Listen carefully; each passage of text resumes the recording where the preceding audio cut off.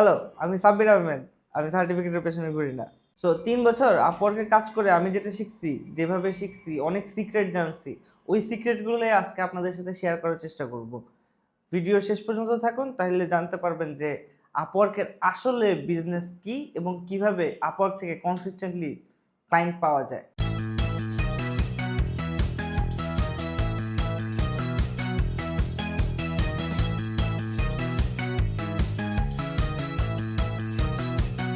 Upwork নিয়ে অনেক ফ্রিল্যান্সারের established freelancer বা নতুন ফ্রিল্যান্সারদের কিছু কমন মিসকনসেপশন আছে। যেমন অনেকেই চিন্তা করে আমার প্রোফাইল ভালো, আমার স্কিল আছে, সো আমি আপওয়ার্কে অবশ্যই ক্লায়েন্ট পাবো। বা আমি ভালো প্রপোজাল লিখলাম, আমি ক্লায়েন্ট পাবো। বা আপওয়ার্ক একটা ফেয়ার মার্কেট প্লেস, এখানে সবাই সমান। কিন্তু আসলে সবগুলো মিথ্যা তাও বলবো না, সবগুলো সত্য আসলে তাও না। এইটা কিছু সত্য কিছু মিথ্যা। যেমন আপনার যদি স্কিল থাকে আপনি আপওয়ার্কে ক্লায়েন্ট পাবেন, এটা সত্য। কিন্তু কতদিনে পাবেন? ৬ মাসে নাকি ৬ দিনে? সেটা ভাবার বিষয়। সো ওইটা ডিপেন্ড করতেছে আপনার স্ট্র্যাটেজির উপর। আপনার স্ট্র্যাটেজি আপনাকে ক্লায়েন্ট এনে দিতে পারে। সেটা ৬ দিনেও আনতে পারে, আবার ৬ মাসেও আনতে পারে। সো আপনি জানেন কিনা যে আপনি যদি আপওয়ার্কে $১ কামাতে পারেন, তাহলে আপনি আপওয়ার্কের টপ 30% এ চলে আসবেন। কারণ আপওয়ার্কে যতজন ফ্রিল্যান্সিং করার চেষ্টা করে তার মধ্যে ৭০ জনই কোনো ইনকাম না করে আপওয়ার্ক থেকে বের হয়ে যেতে বাধ্য হয়। কারণ তারা স্ট্র্যাটেজি ফলো করে না। তারা আসলে জানে না এই মার্কেট প্লেসটা আসলে কিভাবে কাজ করে। ভালো প্রপোজাল লিখলে ক্লায়েন্ট আসবে। অবশ্যই ভালো প্রপোজাল ক্লায়েন্ট পাওয়ার পূর্ব শর্ত। এটা নিয়ে ডিবেট করার কিছু নাই। কিন্তু ভালো প্রপোজালই একমাত্র একমাত্র শর্ত না। এর সাথে আশেপাশে আরো কিছু জিনিস প্রয়োজন হয়। যেইগুলো আসলে আপওয়ার্কে সিগন্যাল দেয় যে আপনার আসলে কাজ দরকার। সো এই মিসকনসেপশন গুলা নিয়েই আসলে আমি আজকে কথা বলব। দিন শেষে আপনাদেরকে বুঝতে হবে যে আপওয়ার্ক নিজেও একটা ব্যবসা। সো আপওয়ার্কে যারা আ বেশি কানেক্ট খরচ করে বা আপওয়ার্কে যারা আসলে টাকা খরচ করে অ্যাজ আ ফ্রিল্যান্সার, আপওয়ার্ক তাদেরকে আসলে বেশি ফেভার করে। আপওয়ার্ক তাদেরকে কিছু সুবিধা দেয়। এটা বাই ডিজাইন। যদিও এটা তারা আ বলে না বা কোথাও আপনি লেখা দেখবেন না বা কাউকে বলতে শুনবেন না। কিন্তু এটা আমার ৩ বছরের কাজ করার অভিজ্ঞতা থেকে আপনাদেরকে বলতে পারি। সো কানেক্ট জিনিসটা আসলে কি? কানেক্ট হচ্ছে আপওয়ার্কের কারেন্সি। আপওয়ার্কে সরাসরি আপনি ডলার খরচ করতে পারবেন না। আপওয়ার্কে বিভিন্ন সুবিধা নেওয়ার জন্য আপনাদেরকে কানেক্ট খরচ করা লাগবে। যেমন আপনি যদি চান প্রপোজাল পাঠাইতে কোনো ক্লায়েন্টের কোনো কাজের জন্য, সেক্ষেত্রে আপনাদেরকে কানেক্ট খরচ করা লাগবে। আপনি যদি চান আপনার প্রোফাইলটা ভিজিবল রাখবেন বা এভেইলেবল রাখবেন, আপনি ক্লায়েন্টদেরকে জানাতে চান যে আপনি নতুন কাজ নেওয়ার জন্য প্রস্তুত, এটা জানানোর জন্য আপওয়ার্কে কানেক্ট খরচ করা লাগবে।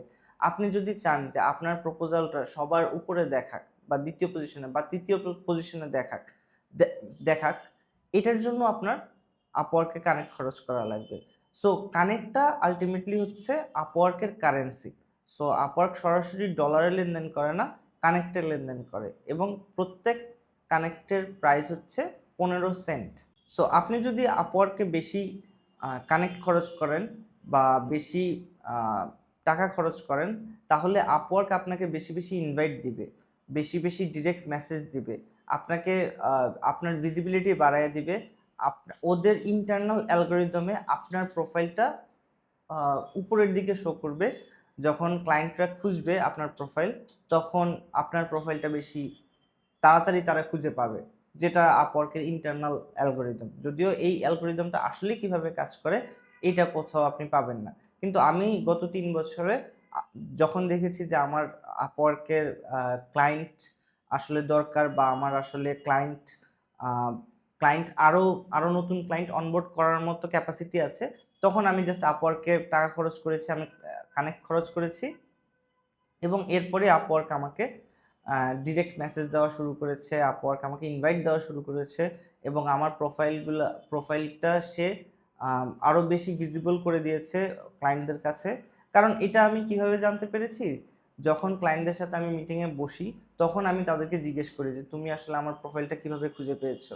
সো বেশিরভাগ সময় তারা বলে যে, ১ম পেজেই আমার প্রোফাইলটা তারা খুঁজে পেয়েছে। তারা যখন Zapier দিয়ে সার্চ করে, Zapier লিখে সার্চ করে বা তারা যখন অটোমেশন লিখে সার্চ করে তখন আসলে আমার প্রোফাইলটা প্রথম পেজেই থাকে। কিন্তু এটা তখনই হয় মোস্ট অফ দ্য টাইম যখন আমি আপওয়ার্কে টাকা খরচ করি। অন্যান্য সময়ে দেখি যে এই জিনিসটা অনেক সময় হয় না। আমি ২য় পেজে বা ৩য় পেজেও থাকি। সো এইটা আসলে অলমোস্ট রিয়েল টাইম ডিপেন্ড করে যে আপনি আসলে আপওয়ার্কে কতটা অ্যাক্টিভ। সো একটা বড় সিক্রেট যেটা আসলে বেশিরভাগ ফ্রিল্যান্সার বা নতুন বা পুরাতন সবাই আসলে জানে না বা যেটা মনে করে সবাই সেটা হচ্ছে আপওয়ার্কের অ্যাকচুয়াল ব্যবসাটা হলো প্রজেক্ট কমিশন। আপনি যেই প্রজেক্টটা নেবেন সেটা আওয়ারলি বেসিসে হোক বা প্রজেক্ট বেসিসে হোক সেটা 10% আপওয়ার্ক রেখে দিবে। সো বেশিরভাগ মানুষ মনে করে আপওয়ার্কের অ্যাকচুয়াল ব্যবসা হচ্ছে সেইটা। কিন্তু আসলে না। আপওয়ার্কের ওটা সেকেন্ডারি বিজনেস। প্রাইমারি বিজনেস হচ্ছে কানেক্ট বিক্রি করা। সো আপওয়ার্কের অ্যাকচুয়াল ব্যবসা হচ্ছে কানেক্ট বিক্রি করা। আমি আবার বলতেছি, আপওয়ার্কের অ্যাকচুয়াল ব্যবসা হচ্ছে কানেক্ট বিক্রি করা। সো আপনি যদি কানেক্ট খরচ করেন, আপওয়ার্ক টাকা ইনকাম করতেছে। সো আপনি দেখবেন যে $১০০ একটা কাজের জন্য আ যতজন কাজটাতে এপ্লাই করছে ওই কানেক্ট মিলে হয়তোবা ৫,০০০ বা ৭,০০০ কানেক্ট খরচ করছে। সো ক্লায়েন্ট হয়তোবা $১০০ খরচ করবে। কিন্তু আপওয়ার্ক তার চাইতে বেশি টাকা আসলে কানেক্ট বিক্রি করে ইনকাম করলো। সো আপওয়ার্কের অ্যাকচুয়াল ব্যবসাটা হচ্ছে সেইটা। এমন অনেক সময় হয় যখন আপওয়ার্কে $১০০ এর একটা কাজের জন্য ক্লায়েন্ট একটা জব পোস্ট করে। কিন্তু ওই জব পোস্টে আপওয়ার্ক হয়তোবা $১০ পাবে। কিন্তু ওইখানে টোটাল যেই পরিমাণ আ প্রপোজাল পড়ে এবং বুস্ট করা হয়, তাতে দেখা গেল যে আপওয়ার্ক প্রায় ৫ থেকে ৭,০০০ কানেক্ট বিক্রি করতে পারল। বা অন্যান্য ফ্রিল্যান্সাররা ৫ থেকে ৭,০০০ কানেক্ট খরচ করলো। সো আপওয়ার্কের আসলে $১০০ এর চেয়ে বেশি শুধু কানেক্ট বিক্রি করেই ইনকাম হইল। সো আপওয়ার্কের অ্যাকচুয়াল ব্যবসা যেহেতু কানেক্ট বিক্রি করা, সো আপনি যদি আপওয়ার্ককে এই জায়গায় হেল্প করেন, সো আপওয়ার্ক আপনাকে ক্লায়েন্ট পাইতে হেল্প করবে। It's that simple. সো আপওয়ার্কের অ্যালগরিদম খুবই কমপ্লেক্স। কোনো এক জায়গায় আ আমি পড়েছিলাম যে আপওয়ার্কের সার্চ মেকানিজমে সম্ভবত ৩,০০০ এর মতো ফ্যাক্টর ওরা চেক করে। কোন প্রোফাইলটা উপরে দিবে আসলে এটা বের করার জন্য। সো এটা খুবই কমপ্লেক্স একটা অ্যালগরিদম এবং আপওয়ার্কের ওভারঅল অ্যালগরিদম আরো বেশি কমপ্লেক্স। আমি শুধু সার্চের কথা বলতেছি। সো আপওয়ার্কে আপনি আসলে ক্লায়েন্ট পাবেন কিনা কনসিস্টেন্টলি এইটা ডিপেন্ড করতেছে বেশ কিছু ফ্যাক্টরের উপর। যেমন আপনাদেরকে আমি সবসময় বলবো যে কখনোই আপনি ক্লায়েন্টের সাথে কন্ট্রাক্ট ক্রিয়েট হওয়ার আগে পার্সোনাল কোনো রকমের ইনফরমেশন শেয়ার করবেন না। ক্লায়েন্ট যতই বলুক যে আমার তোমার মেইলটা দাও আমি কোনো একটা কিছু ইনভাইট পাঠাবো আর কোনো একটা কিছু শেয়ার করব। কখনোই এটা করবেন না। কখনোই না। আপওয়ার্ক আপনার প্রত্যেকটা মেসেজ পড়ে। আপনি যত মেসেজ করবেন অটোমেটিক্যালি সব মেসেজ ওদের ফিল্টারের মধ্য দিয়ে যায়। সো আপনার এটা কখনোই করা উচিত হবে না। যখনই আপনি আ এইরকম কোনো মেসেজ পাবেন ক্লায়েন্টের কাছ থেকে আপনি জাস্ট ডিরেক্ট বলবেন, "it's against the policy of Upwork. I cannot share my personal information before creating a contract." Is that simple? So আপনি যখন এই মেসেজটা লিখতেছেন, আপওয়ার্কের অ্যালগরিদম আসলে বুঝতেছে না আপনি আপওয়ার্কের প্রতি লয়াল। এবং আমি আসলে নিজেও এই জিনিসটা বিশ্বাস করি। অনেক সময় দেখা যায় অনেক ফ্রিল্যান্সার আপওয়ার্কে একটা ক্লায়েন্ট পাইলো, সেই ক্লায়েন্টটাকে নিয়ে সে পরে আপওয়ার্ক থেকে বের হয়ে যায় বা ক্লায়েন্টও অনেক সময় এসে বলে যে, "ঠিক আছে আপওয়ার্ক তোমার এত টাকা নিয়ে যাইতেছে, আসো আমরা বাইরে কাজটা করি।" আমি অলওয়েজ রিকমেন্ড করব আপনারা কখনোই এই কাজটা করবেন না। এইটা আসলে আপওয়ার্ককে একটা সিগন্যাল দেয়। যদিও আপনি মনে করতেছেন আপওয়ার্ক আসলে জানে না। বাট এই ইন্টারনেটের জগতে কোনো কিছু আসলে লুকায় রাখা খুব কষ্ট। সো এইটা আসলে বলব না যে আপওয়ার্ক জানেই।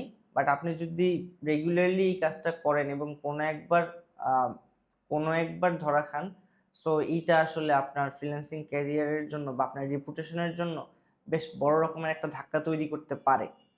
এবং ইথিক্যালি এই জিনিসটা আমার কাছেও ঠিক মনে হয় না। কারণ আপওয়ার্ক না থাকলে হয়তোবা ওই ক্লায়েন্টটাকে আমি কখনোই পাইতাম না। সো ওই ক্লায়েন্টটা নিজে যতবারই বলুক যে, "আমি আসলে চাই তুমি আসলে আমরা বাইরে কাজ করি, আমরা সেফ।" ডেফিনিটলি সেই ক্লায়েন্ট হয়তোবা আমার টাকা মেরে দিবে না। বাট এই আমার নিজের কাছে নিজের খুব খারাপ লাগবে যে আপওয়ার্ককে আসলে আমি একটু ঠকাইতেছি। আমার চিন্তা ভাবনাটা এরকম আসে। যেহেতু এই ক্লায়েন্টটাকে হয়তো আমি পাইতামই না আপওয়ার্ক না থাকলে। সো দিন শেষে কথা হলো, আপওয়ার্কের অ্যালগরিদমিক ফেভার যদি আপনি পাইতে চান, আপনার ক্লায়েন্ট রেসপন্স ভালো করতে হবে। আপনি ক্লায়েন্টের সাথে প্রফেশনালি রেসপন্স করবেন। প্রফেশনালি মানে আপনি খুব শুদ্ধ ইংরেজিতে কথা বলবেন তা না। আপনি কখনো জিজ্ঞেস করবেন না যে তোমার এখানে ওয়েদার কেমন আজকে? মানে এরকম খুব ছোট, ছোট টোটকা, টোটকা কথা বলার দরকার নাই। আপনার কাজের বিষয়ে যতটুকু তাকে জানানো দরকার বা দরকার হলে বেশি জানাবেন। সো এইরকম জিনিসপত্রগুলোই করবেন। যেটা আসলে আপনি একজন ক্লায়েন্ট হইলে আপনার একজন এমপ্লয়ির কাছ থেকে যেটা আপনি আশা করতেন। আরেকটা জিনিস আমি বলবো যে, আপনি যখনই একটা নতুন ক্লায়েন্ট অনবোর্ড করবেন, তখন আপনি ওই ক্লায়েন্টকে অলওয়েজ ওভার কমিউনিকেট করবেন। আরেকটা জিনিস আমি পার্সোনালি সবসময় মেইনটেইন করার চেষ্টা করি যে, অলওয়েজ শেষের মেসেজটা যেন আমার যায়। সো যেকোনো চ্যাট হিস্ট্রিতে শেষের মেসেজটা অলওয়েজ আমার যেতে হবে। সো আমার মেসেজটা শেষে থাকবে। ক্লায়েন্টের কোনো একটা থ্যাংক ইউ যদি সে বলে, সেটাকে আমি ওয়েলকাম বইলে শেষ করব। এবং আমি সাধারণত ওয়েলকাম বলি না। আমি বলি always happy to help. So এটা একটু সুন্দর লাগে শুনতে। যাই হোক, এটা আপনাদের বিষয়, কি বলবেন? বাট কখনোই যেন ক্লায়েন্ট কোনো একটা মেসেজ দিয়েছে, সেই মেসেজটা যেন ঝুলে না থাকে আপনার রেসপন্সের জন্য। হোক সেটা থ্যাংক ইউ। সো আপওয়ার্কে যদি আপনি কনসিস্টেন্টলি কাজ পেতে চান, এটার জন্য আসলে যেটা আপনাকে করা লাগবে, সেটা হচ্ছে আপনাকে কনসিস্টেন্টলি এপ্লাই করা লাগবে। যেহেতু আমি অন্য ভিডিওতে আপনাদেরকে বুঝিয়েছি ফ্রিল্যান্সিং কেন আসলে একটা বিজনেস। সো যেকোনো বিজনেসই যেরকম একটা মূলধন দরকার হয়, কিছু ইনভেস্ট করার প্রয়োজন পড়ে, সো আপওয়ার্কও এর ব্যতিক্রম না আসলে। সো আপনি যখন ফ্রিল্যান্সিং ক্যারিয়ার শুরু করছেন, তখন আপনি আসলে এটা মনে করবেন না যে আমি যেই ফ্রি কানেক্টগুলো পাবো, সেইগুলো দিয়েই আমি সামনে আগানোর চেষ্টা করি। এটা আসলে কাজ করবে না। কারণ অনেক মানুষজন অনেক টাকা খরচ করে প্রতিদিন আ এপ্লাই করতেছে। সো আপনাকে যদি ওই কম্পিটিশনে থাকতে হয়, সো যেহেতু এটা আমি আগেই বললাম, এটা ফেয়ার মার্কেট প্লেস না, এবং আপনাকে যেহেতু তাদের মধ্যেই টিকে থেকে আপনাকে প্রুভ করতে হবে, নিজের স্কিল এবং নিজের প্রফেশনালিজম প্রুভ করতে হবে। সেই ক্ষেত্রে আপনার কনসিস্টেন্টলি এপ্লাই করা জরুরি। যেমন এই মুহূর্তে যদি আমি বলি, আমার আসলে Upwork থেকে নতুন ক্লায়েন্ট নেওয়ার দরকার পড়ে না। কিন্তু তারপরেও আমরা আ প্রতিদিন ১০ থেকে ১৫ টা এপ্লাই করি। বলতে পারেন যে এটা ওয়েস্ট অফ মানি। না, Upwork অলওয়েজ আমাকে খুব ভালো রেসপন্স দেয়, খুব ভালো ক্লায়েন্ট রিকমেন্ড করে। কারণ ও জানে আমি ওর লয়াল কাস্টমার। সো আমি Upwork এর ফ্রিল্যান্সার না, অ্যাকচুয়ালি আমি ওর একজন লয়াল কাস্টমার। সো আপনাকেও Upwork এর লয়াল কাস্টমার হইতে হবে, যেন Upwork আপনাকে নতুন কাস্টমার এনে দেওয়ার জন্য পছন্দ করে, ফেভার করে। সো নতুন ক্লায়েন্ট আনার জন্য বা কনসিস্টেন্টলি প্রপোজাল পাঠানোর জন্য যে জব পোস্টই দেখবেন সেটাতেই প্রপোজাল পাঠায় দিবেন। ব্যাপারটা আসলে এটা হবে না, এটা করা উচিত না। কেন? কারণ আপনার আসলে কানেক্টও তো ভ্যালুয়েবল জিনিস। আপনি টাকা দিয়ে কিনতেছেন কানেক্টগুলো।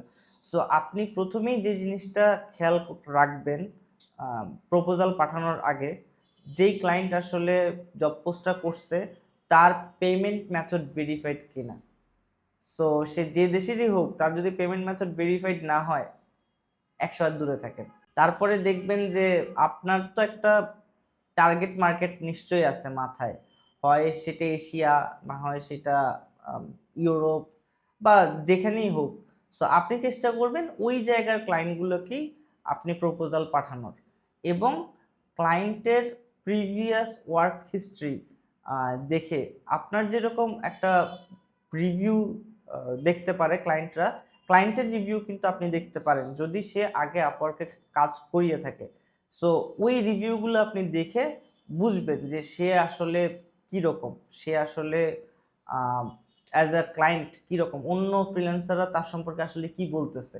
সো আপনি যদি দেখেন, মনে করেন যে না, সে আসলে ভালো, তাইলেই শুধু এপ্লাই করেন। সবগুলোতে এপ্লাই করা লাগবে না আসলে।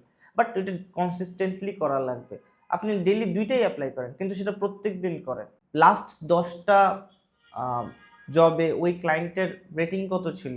যেমন আমরা যদি লাস্ট ১০ টা জবের কোনটায় ৫ এর নিচে থাকে, সে যদি কোনো একটা জবে ৫ 5 স্টারের কম পায় আমি ওই ক্লায়েন্টের কাজে অ্যাপ্লাই করি না। ইনফ্যাক্ট সে যদি আমাকে ইনভাইটও করে আমি ওই ইনভাইট আসলে অ্যাকসেপ্ট করি না।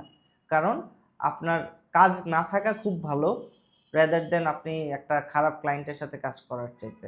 কারণ একটা খারাপ ক্লায়েন্ট আপনার 6 মাস নষ্ট করে ফেলতে পারে এবং একটা ব্যাড রিভিউ আপনার ক্যারিয়ারে অনেক বড় একটা ধাক্কা তৈরি করতে পারে, যেটা উতরায় উঠতে আপনার 1 বছরও সময় লাগতে পারে। সো এই বিষয়ে খুবই সতর্ক থাকবেন অলওয়েজ, অলওয়েজ, অলওয়েজ। সো দিন শেষে কথা হইল আপওয়ার্ক আসলে আপনার অ্যাটেনশন বিক্রি করতেছে। আপনি ক্লায়েন্টের অ্যাটেনশন আপওয়ার্কের থ্রুতে কিনতে পারেন। সো আপওয়ার্ক বলতেছে যে তুমি চাইলে আমি তোমার প্রপোজালটা উপরে দেখাইতে পারবো। সো তুমি ক্লায়েন্টের অ্যাটেনশন পাবা। আপওয়ার্ক বলতেছে তুমি আমারে টাকা দিলে বা তুমি আমারে কানেক্ট খরচ করলে তোমার প্রোফাইলটা আমি জব সার্চে উপরে রাখবো। সো এটা আসলে অ্যাটেনশন। সো অন্যান্য সোশ্যাল মিডিয়ায় যেরকম আমাদের অ্যাটেনশন গ্র্যাব করতেছে, আমাদের অ্যাটেনশন নিয়ে নিতেছে, সো আপওয়ার্ক ঠিক সেম জিনিসটাই আমাদের সাথে বলতেছে যে তুমি আমারে টাকা দাও, ক্লায়েন্টের অ্যাটেনশন আমি তোমার দিকে ঘুরাই দিব। সো এইটাই হলো আসলে মূল জিনিস। আপনি যদি আসলে এই জিনিসটা জানেন এবং মানেন যে কনসিস্টেন্টলি অ্যাপ্লাই করা এবং কানেক্ট খরচ করা, আপওয়ার্কে সিগন্যাল দেওয়া যে আমার আসলে কাজ দরকার এবং আমি আসলে সিরিয়াস ফ্রিল্যান্সার, আমি পার্ট টাইম মাঝে মধ্যে আসি, 2-1টা কাজ করি, মন চাইলো না, আমি এরকম না। আমি সিরিয়াস ফ্রিল্যান্সার, আমি বুঝি ফ্রিল্যান্সিং ইজ এ বিজনেস, আমি বুঝি আমার ক্লায়েন্টদের প্রয়োজনীয়তা কি, আমি বুঝি যে কিভাবে ক্লায়েন্ট স্যাটিসফ্যাকশন ধরে রাখতে হয়, কিভাবে সার্ভিস প্রোভাইড করতে হয়, কিভাবে কমিউনিকেশন করতে হয়, কিভাবে প্রফেশনালি একটা প্রজেক্ট মেনটেন করা লাগে এবং এর মাধ্যমে ক্লায়েন্টকে উপকৃত করা যায়। এই সব কিছু যদি আমি বুঝি এবং এই সব কিছু যদি আমি আপওয়ার্ককে বুঝাইতে পারি, তাইলে আসলে কনসিস্টেন্টলি কাজ না পাওয়ার বা কনসিস্টেন্টলি ক্লায়েন্ট না পাওয়ার কারণ আসলে খুব কম। আমি আশা করি আপনারা যদি এই সবগুলো জিনিস মেনটেন করে আপনার ফ্রিল্যান্সিং প্রোফাইল শুরু করেন বা ফ্রিল্যান্সিং প্রোফাইল যদি শুরু করে থাকেন, এখন যদি এই সমস্ত জিনিস অ্যাপ্লাই করেন, ইনশাল্লাহ আপনারা আপনাদের ফ্রিল্যান্সিং ক্যারিয়ারে আরো সামনে এগিয়ে যেতে পারবেন। এই ছিল আপওয়ার্কের সকল রহস্য, যেগুলো আজকে আমি ফাঁস করে দিলাম। সো আপনাদের কাছে এগুলো ইনশাল্লাহ রহস্য থাকবে না। সো আপনারা এই ট্রিক্সগুলো ইউজ করে আপনাদের কাজ আরো সহজ করতে পারবেন। আজকের মতো এখানেই শেষ করছি। আমি সাব্বির আহমেদ, আমি ছুটি দক্ষতার পেছনে।